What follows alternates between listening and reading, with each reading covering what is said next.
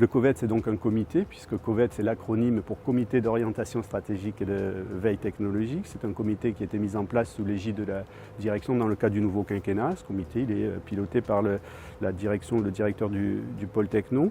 L'idée derrière ça, c'était de rapprocher finalement les compétences technologiques des préoccupations des équipes de recherche. Donc dans sa composition, on va retrouver à la fois les personnels des plateaux, les ingénieurs des différents plateaux, mais aussi des représentants des équipes.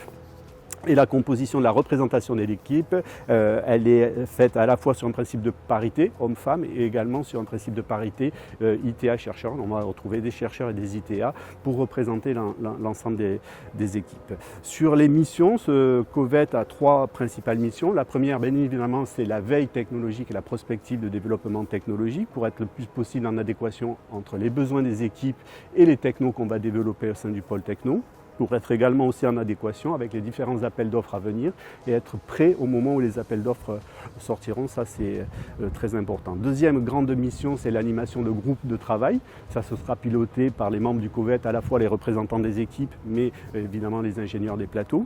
Ces groupes de travail ils seront organisés ou focalisés sur 4 grands axes.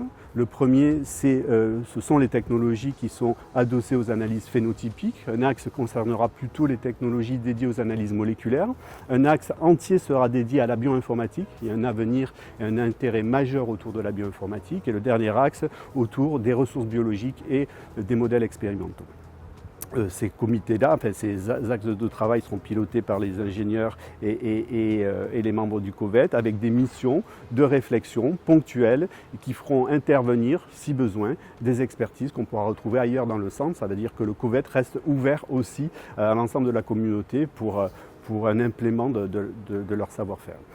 Dernier point de mission pour le COVET, c'est aussi l'animation scientifique. Alors je dirais plutôt l'animation technologico-scientifique ou scientifico-technologique. L'idée derrière ça, c'est évidemment de faire peut-être des séminaires où on aurait des présentations en binôme avec les chercheurs et puis les ingénieurs des plateaux qui ont largement contribué au projet de recherche.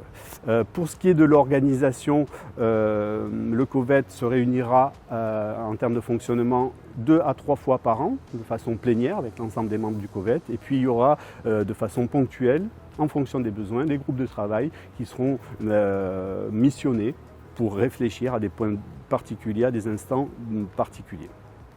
En termes de décision, puisque je l'ai dit en introduction, le COVET est une instance consultative, le processus de décision suivra le processus de décision classique au sein du CRCT. On retrouvera le comité de pilotage, le conseil stratégique et enfin le conseil de laboratoire.